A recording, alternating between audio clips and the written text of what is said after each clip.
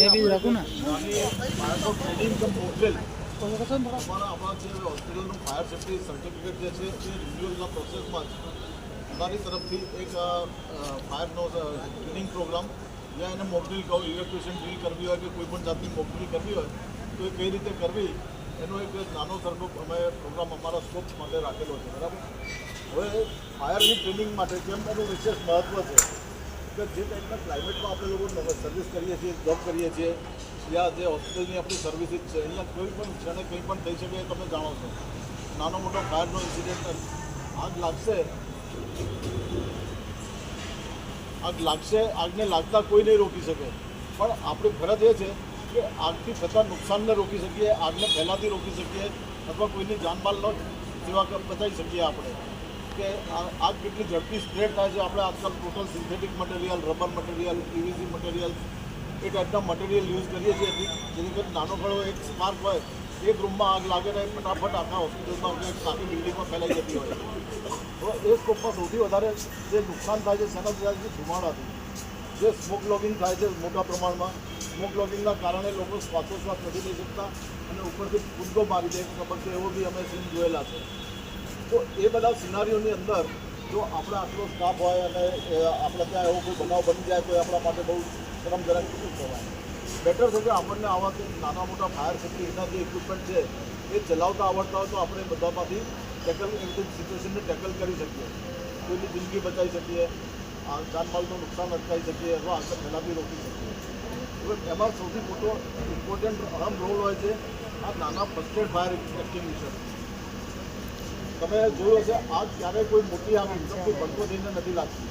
ગમે તેવી મોટી મોટી બિલ્ડિંગો જુઓ કોઈ પણ મોટી ફાયર જુઓ એક નાની સરખી ચિંગારીથી જે આપણે ઓવરલુક કરી દઈએ છીએ કે જેને પ્રત્યે આમ બેદરકારીથી ઓલવાઈ જશે પણ એ ઓલવાતી નથી. નાની સરખી ચિંગારી કોઈ બિલ્ડિંગનું ફૂંફૂંકી ફેંક્યું હોય કોઈ સિન્થેટિક મટીરિયલ પર ક્યાંક એને જેવો જ પવન લાગશે તો એ ચિંગારી ફ્લેમમાં તબદીલ થઈ જશે.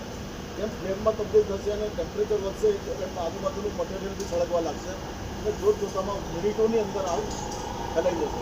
હવે આ ફાયર એક્સટિંગ્વિશરનો શું ઇમ્પોર્ટન્ટ રોલ છે કે આપણે ફર્સ્ટ એડ ઇક્વિપમેન્ટ કેમ કહેવામાં આવે તો જે ઇન્સિડન્ટ સ્ટેજ હોય છે આગનો શરૂઆત કોઈ પણ આગ હોય એનું જે ઇન્સિડન્ટ સ્ટેજ 1 થી 2 મિનિટનો હોય છે. 1-2 મિનિટ તમે એને ટેકલ કરો તો તમે એને દબાઈ શકો પણ જો 2-3 મિનિટ તમે જવા દીધી પછી એ આગને ટેકલ કરવી બહુ ભારે પડે. પછી ફાયર બ્રિગેડને બોલાવો તમે જોતા હશો પેપરમાં રોજ વાંચતા હશો કે ફાયર બ્રિગેડની 10 ગાડીઓ આવી 10 કલાક ફાયર ફાઇટિંગ કરી તો આગ કાબૂમાં નથી.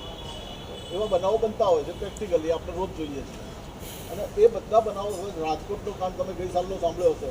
એ રાજકોટની અંદર જ જો આવું એક ફાયર એક્સટિંગ્વિશર ચલાવ્યું હોત તો આટલો મોટો બનાવ ના બની શકે, ક્યારેય ના બને. એટલે આની એક ઇમ્પોર્ટન્સ અલગ હોય છે. એમાં ફાયર ઇક્વિપમેન્ટ કઈ ટાઈપના છે, ક્યારે કઈ જગ્યાએ ચલાવવા, ફાયર કઈ ટાઈપની હોય એના વિશે અમારા હરિભાઈ સાહેબ તમને. ચલો મિત્રો, ગુડ મોર્નિંગ. અવાજ ધીરે આવે. Good morning. તો આપણે ફાયરના ફર્સ્ટ એડ ઇક્વિપમેન્ટ વિશે વાત કરીએ તો આગ તો બધા જોયેલી છે. શું છે આગ? ફાયર જે one type of chemical reaction હે ને. એમાં 3 વસ્તુ ઓક્સિજન, ગરમી અને ત્રીજું બળવાવાળી વસ્તુ. આ 3 વસ્તુ સમ માત્રામાં હોય. જોકે અત્યારે એ બધી છે જ પણ અત્યારે કેમ નથી આગેલી એટલી હીટ નથી, એટલી ગરમી નથી, બરાબર. ટેમ્પરેચર વધી જાય છે ત્યારે ઉનાળામાં એ વખતે આગ લાગવાના ચાન્સીસ વધારે થઈ જતા હોય છે. ઠીક છે. તો આ 3 વસ્તુ જ્યારે સમ માત્રામાં ભેગી થાય એનું ટેમ્પરેચર વધે તો આગ લાગવાની શક્યતા રહેલી છે. આગ ઓલવવા માટેની 3 પદ્ધતિ છે. એક છે કુલિંગ મેથડ, આગને ઠંડી કરી દઈ. બીજું છે સ્મોધરિંગ મેથડ, આગને ગુંગળાઈને મારી નાખી. ત્રીજી વસ્તુ છે સ્ટાર્વેશન, આગને ભૂખ્યા મારી નાખી. આ 3 મેથડથી તમે આગને ઓલવી શકો છો. કુલિંગ તમે બધા જાણો જ છો, આગ ઉપર પાણી નાખો એટલે ઠંડી કરીને તમે આગને ઓલવી શકો છો. સ્મોધરિંગ મેથડ એટલે આગને ગુંગળાઈને કઈ રીતે મારી દે એના માટે આપણા ઇક્વિપમેન્ટ આપેલા છે બધાએ. CO2 છે, ડીસીપી છે, બીજું ફોમનું બી આવતું હોય છે પણ આપણે એ 2 ટાઈપના જ એક્સટિંગ્વિશર છે. હવે ત્રીજી વસ્તુ છે સ્ટાર્વેશન. ધારો કે કોઈ જગ્યા કોઈ પર્ટિક્યુલર એરિયામાં આગ લાગી, ઓલવા માટે કોઈ સાધન નથી તો આપણે શું કરીશું? બાકીની ધારો કે એક બાઇકની અંદર જ આગ લાગી ગઈ, ઓલવા માટે કોઈ વસ્તુ નથી તો આપણે શું કરીએ? બાકીની બધી વસ્તુ ધીરે ધીરે કરી ખસેડી દઈશું. તો એટલું જે બાઇકનું નુકસાન થાય એ થશે વધારાની નહીં અને આગની વધારે નહીં થતા. તો આ પદ્ધતિ તમે આગને ઓલવી શકો છો. જે તે સાહેબે કીધું ફર્સ્ટ એડ ઇક્વિપમેન્ટ એ જે તમારે મેડિકલ લાઇનમાં ફર્સ્ટ એડ હોય છે. એનું કારણ શું હોય છે? એ દર્દીને તમે અમુક માણસ જે છે ડૉક્ટર નથી પણ શું કરશે એને લોહી જતું અથવા હાડકું ભાંગી એને વ્યવસ્થિત કરે હોસ્પિટલાઇઝ કરે ત્યાં સુધીની જવાબદારી ફર્સ્ટ એડની હોય છે. તો આ ફર્સ્ટ એડ એ રીતના ઇક્વિપમેન્ટ જે અહીંયા આગળ બધા એક્સક્યુઝર એબીસી લખેલું હોય છે. એબીસી શું છે? એબીસી મટીરિયલ ફળવાળું મટીરિયલ એની ક્લાસિફિકેશન કરી જાય. બરાબર, સોલિડ ફ્યુલ છે, સોલિડ ફ્યુલ, પેપર, લાકડું, કોલસો, આ બધું સોલિડ ફ્યુલમાં તો એ ક્લાસ. એના પછી આવે liquid fuel, petrol, diesel, kerosene, એ ડી ક્લાસની અંદર આવતું હોય છે. એના પછી આ સી ક્લાસ, બધા ગેસો આવી જાય, સીએનજી, ઇથેન, મિથેન, પ્રોપેન, બધી ગેસો આવી જાય. પછી હોય છે ડી ક્લાસ. તો ડી ક્લાસની મેટલ ફાયર આવે છે, એમાં સોડિયમ, મેગ્નેશિયમ, ઝિંક આ બધી વસ્તુઓ અંદર આવતી હોય છે. તો આપણે તો અહીંયા આગળ એબીસી વિશે જ વાત કરીશું. તો જે મેં કીધું એક્સક્યુઝર 4 ટાઈપના આવે છે.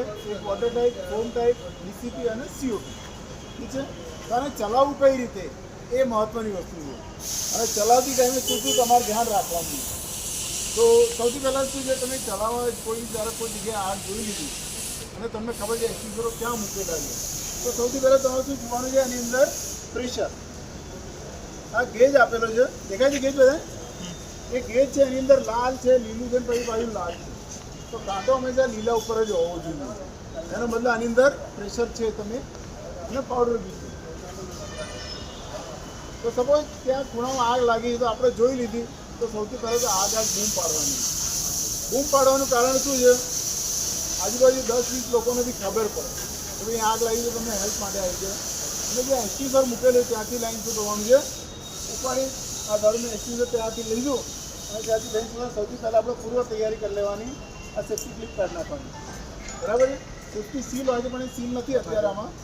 સેફ્ટી સીલ કાઢી નાખવાની, પિન કાઢી લેવાની. એના પછી અહીંથી આ રીતે ઉપાડી આગ બૂમ પાડતા જવાનું. સેકન્ડ વસ્તુ, હંમેશા વિન્ડ ડાયરેક્શન જોવાની છે, પવનની દિશા. એ એટલા માટે જોવાની હોય છે કે ભાઈ તમે ચલાવ્યું અને પાવડર તમારા પર ના આવે. બરાબર, ધુમાડો તમારા પર ના આવે એટલે વિન્ડ ડાયરેક્શન જે છે એની વિરુદ્ધ દિશા મૂકવી. તો એ વિરુદ્ધ દિશામાં પવનની સાથે પાવડરની બધી વસ્તુ એ બાજુ. અને ત્યાં પહોંચ્યા પછી જેટલું નજીક જવાય એટલું નજીક ત્યાં જઈને ચાલુ કરવાનું. અહીંથી ચાલુ કરી નથી લઈ જવાનું. ત્યાં જેટલું નજીક જવાય એટલું નજીક જવાનું છે. અને જે ડિસ્ચાર્જ પાઇપ છે અને અહીંથી ટાઈટ પકડવાની, અહીંથી નહીં પકડવાની. અહીંથી પકડ શું થશે? આની અંદર 15 kg પ્રેશર જે આખી વાઇબ્રેટ કરશે અને પાવડર ચારે બાજુ ફેલાશે. એવું ના થાય એટલે અહીંથી જ પકડવાનું. ફાયરની કોઈ બી આઈટમ પ્રેશરાઇઝ હોય છે તો એને ટાઈટ જ પકડવાની.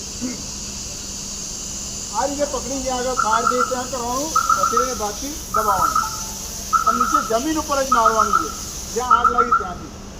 અમુક લોકો શું કરતા હોય છે? હવામાં મારતા, ગળા ઉપર દેખાય ને આગ ત્યાં દેખાય, ત્યાં નહીં મારવાની જરૂર નથી. નીચેથી મારતા મારતા આગળ જાઓ અને આગળ બોલવાનું. ક્લિયર છે? આ એક્સક્યુઝર અલગ અલગ ટાઈપનો આવતો હોય છે. 2 kg, 4 kg, 6 kg, 9 kgનો જે એક્સક્યુઝરો મળતા હોય. એના પછી આવે છે CO2. આ CO2 બી તમારે એબીસી પર ત્રણેય આગ ઉપર કામમાં આવશે. પણ આ એક્સક્યુઝર એવું છે કે આને કન્ફાઇન સ્પેસ, બંધ એરિયામાં વાપરો, સારામાં સારું રહે. સાથે સાથે કોઈ નુકસાન નથી રહેતું. ધારો તમારે આઈસીયુ રૂમ છે, કોમ્પ્યુટર લેબ છે, એવી જગ્યાએ તમે વાપરો તો આગ બી ઓલવાઈ જાય, સાથે સાથે નુકસાન ન થાય. આ પાવડરથી આગ તો તરત 1 સેકન્ડમાં ઓલવાઈ જશે. પણ શું થશે? આ પાવડર ચારે બાજુ ખૂણા ખાંચરા એવી જગ્યાએ ભરાઈ જશે, તમારા ઇક્વિપમેન્ટથી ખરાબ થઈ શકે. એવું ના થાય એટલે એવી જગ્યાએ તમે આ એક્સક્યુઝર યુઝ કરશો, સારામાં સારું કામ આપશે.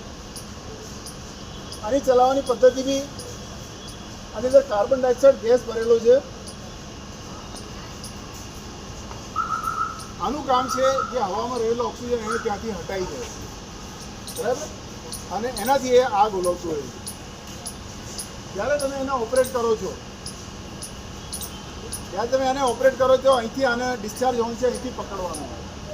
કોઈ દિવસ અહીંથી નથી પકડવાનું, કારણ કે આની અંદર જે કાર્બન ડાયોક્સાઇડ ગેસ છે CO2 એ તમને 75 kg પ્રેશરથી ભરેલો હોય.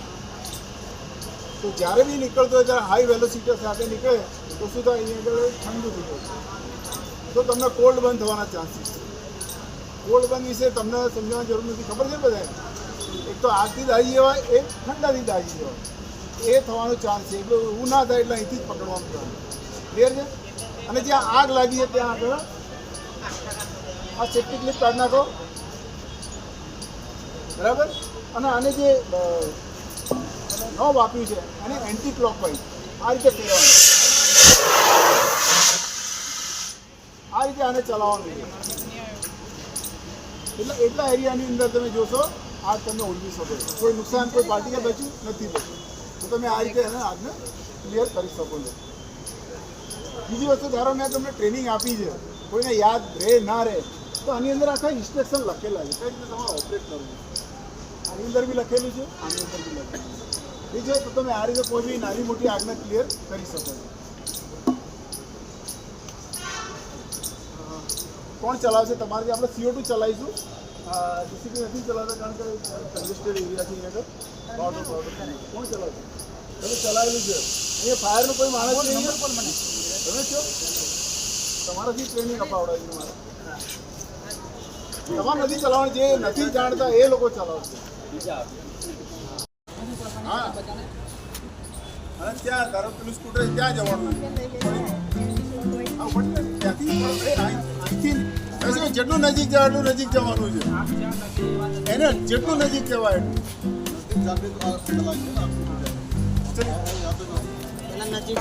આગ ચિલ્લાવ કરશે જલ્દી.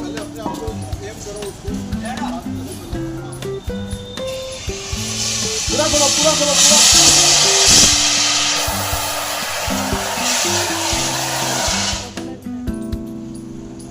ये जो व्हाइट व्हाइट पाउडर निकल रहा है, व्हाइट पाउडर निकल रहा है, बर्फ से आग आग. हाँ, ये पूरा पूरा खोलो, एंटी क्लॉकवाइज. हाँ, खोलो.